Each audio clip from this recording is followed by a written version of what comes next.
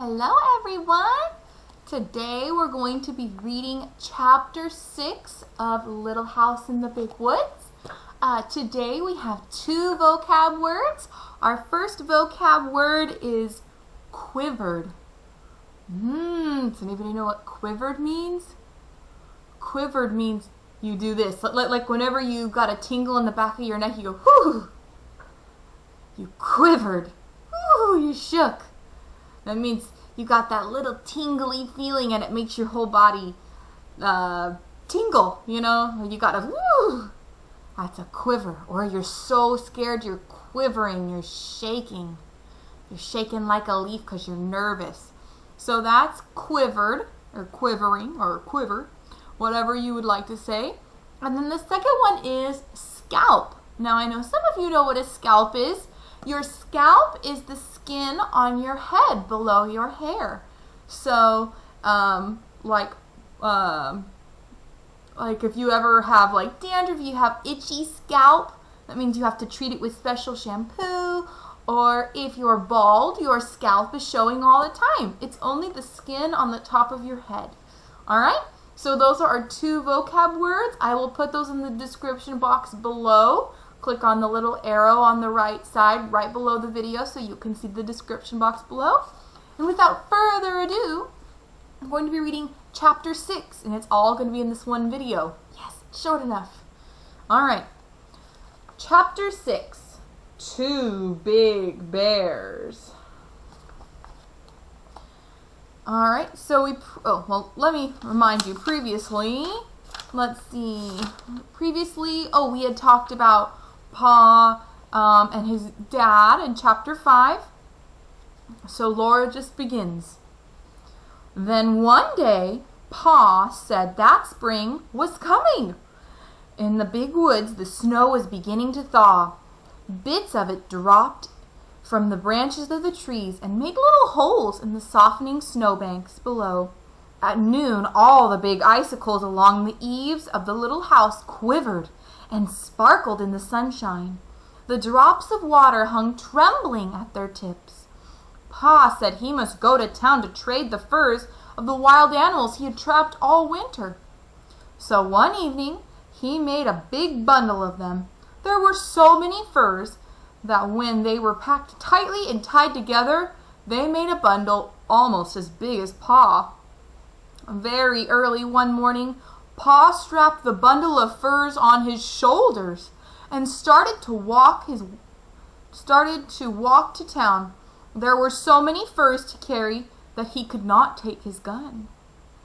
Ma was worried, but Pa said that by starting before sunup and walking very fast all day, he could get home before dark. The nearest town was far away. Laura and Mary had never seen a town. They had never seen a store. They had never seen even 2 houses standing together. But they knew that in a town there were many houses and a store full of candy and calico and other wonderful things, powder and shot and salt and store sugar. They knew that Pa would trade his furs to the storekeeper for beautiful things from town. And all day they were expecting the presents he would bring them. When the sun sank low above the treetops and no more drops fell from the tips of the icicles, they began to watch eagerly for Pa. The sun sank out of sight, the woods grew dark, and he didn't come. Ma started supper and set the table, but he did not come. It was time to do the chores, and still he did not come. Ma said that Laura might come with her while she milked the cow. Laura could carry the lantern. So Laura put on her coat, and Ma buttoned it up, and Laura put her hands into her red mittens that hung by a red yarn string around her neck, while Ma lighted the candle in the lantern. Laura was proud to be helping Ma with the milking, and she carried the lantern very carefully. Its sides were of tin, with places cut in them for the candlelight to shine through. When Laura walked behind Ma on the path to the barn, The little bits of candlelight from the lantern leaped all around her on the snow. The night was not yet quite dark. The woods were dark, but there was a gray light on the snowy path, and in the sky there were faint stars. The stars did not look as warm and bright as the little lights that came from the lantern. Laura was surprised to see the dark shape of Suki, the brown cow, standing at the barnyard gate. Ma was surprised too. It was too early in spring for Suki to be let out in the big woods to eat grass. She lived in that barn, but sometimes on warm days Pa left the door of her stall open so she could come into the barnyard. Now Ma and Laura saw her behind the bars waiting for them. Ma went up to the gate and pushed against it to stop it, but it did not open very far because there was Suki standing against it. Ma said, "Suki, get over!" "Is that a cow?"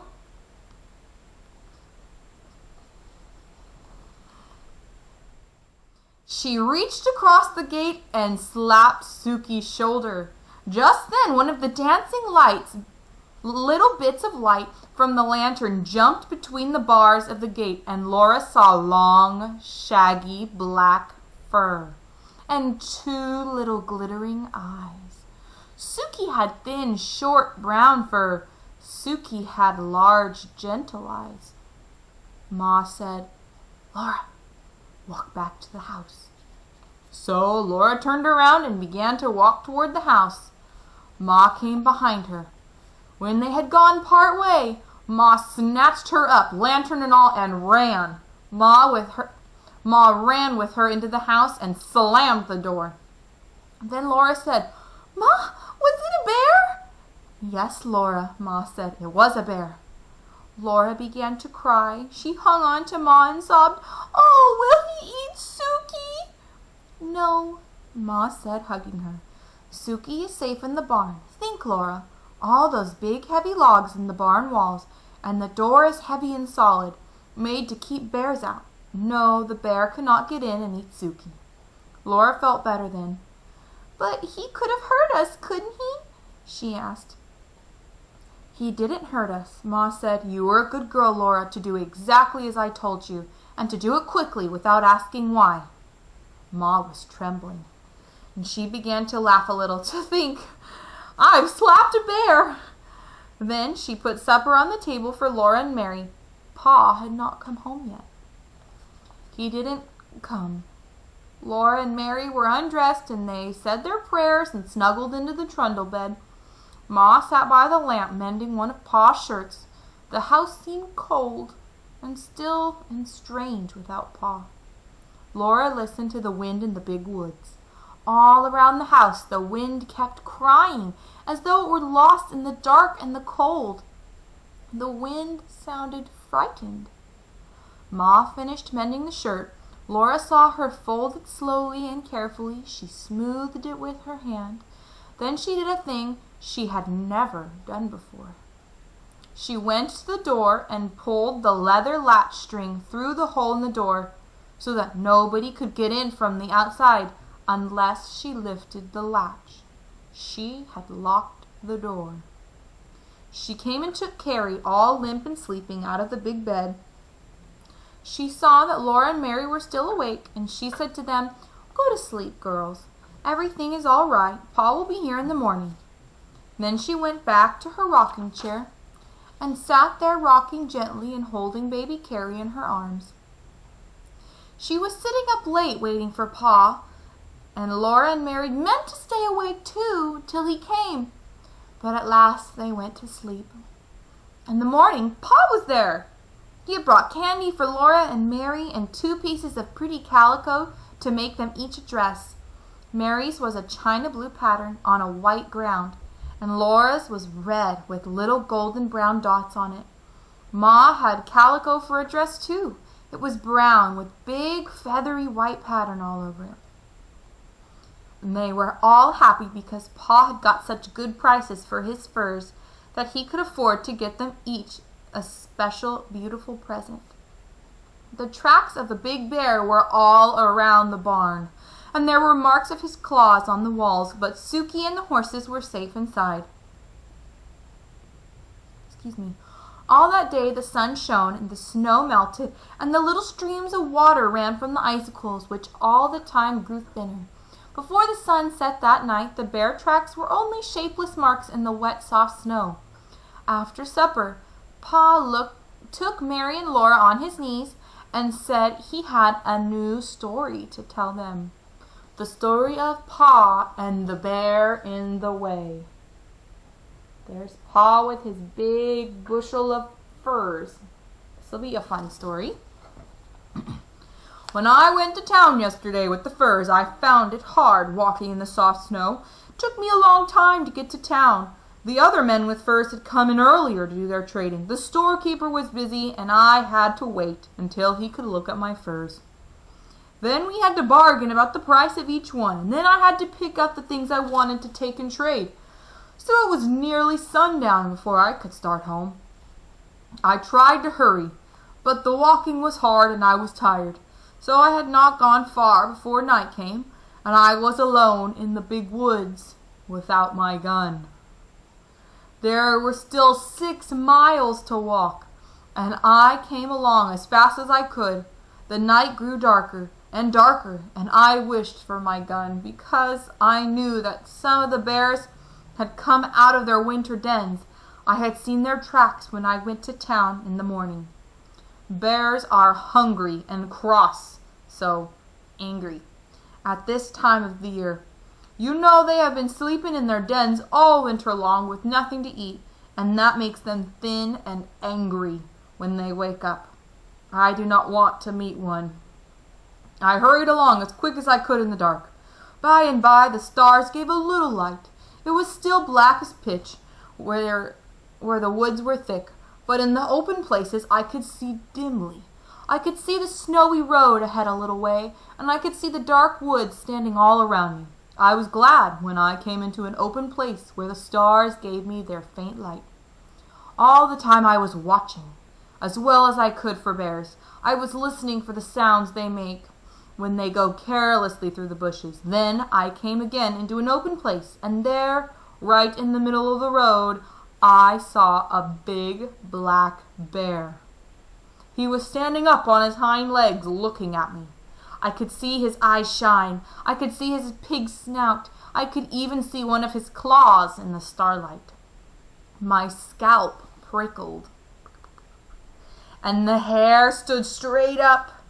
I stopped in my tracks and stood still. The bear did not move.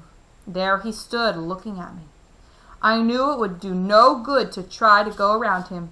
He would follow me into the dark woods, where he could see better than I could. I did not want to fight a winter-starved bear in the dark. Oh, how I wished for my gun!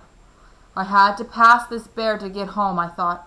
That if I could scare him, he might get out of the road and let me go by. So I took a deep breath, and suddenly I shouted all the might, and I ran at him, waving my arms. Ah! He didn't move.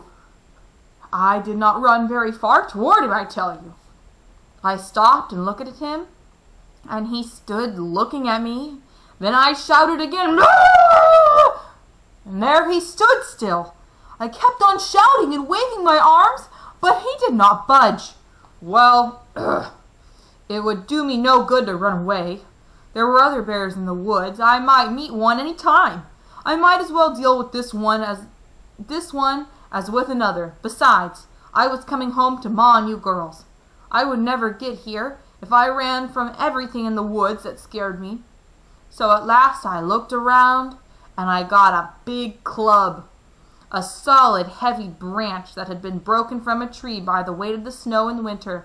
I lifted it up in my hands. I ran straight at the bear. I swung my club as hard as I could and brought it down, bang, on his head. Is that a bear?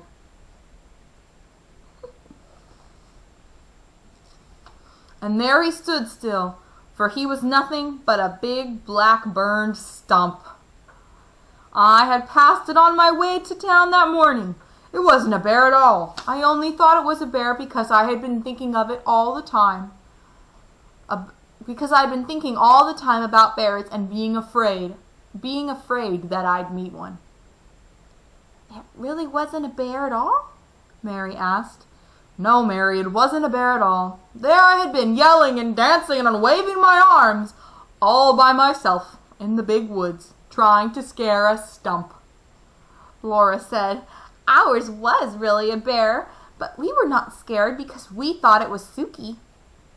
Pa did not say anything, but he hugged her tighter. Ooh, that bear might have eaten Ma and me all up, Laura said, snuggling closer to him. But Ma walked right up to him and slapped him, and he didn't do anything at all. Why didn't he do anything?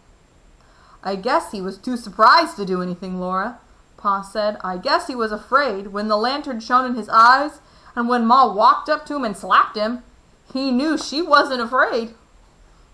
Well, you were brave. Oh, you were brave too, Laura said. Even if it was only a stump, you thought it was a bear. You'd have hit him on the head with a club if it had been a bear, wouldn't you, Pa? Yes, Pa said. I would. You see, I had to. Then Ma said it was bedtime. She helped Laura and Mary undress and button up their red flannel nightgowns. They knelt down by the trundle bed and said their prayers. Now I lay me down to sleep. I prayed the Lord my soul to keep. If I should die before I wake, I pray the Lord my soul to take. Ma kissed them both and tucked the covers in around them. They lay there a while, looking at Ma's smooth, parted hair and her hands busy with sewing in the lamplight. Her needle made little clicking sounds against her thimble, and then thread went softly swish through the pretty calico that Pa had traded furs for. Laura looked at Pa, who was greasing his boots. His mustache and his hair and his long brown beard were silky in the lamplight, and the colors of his plaid jacket were happy.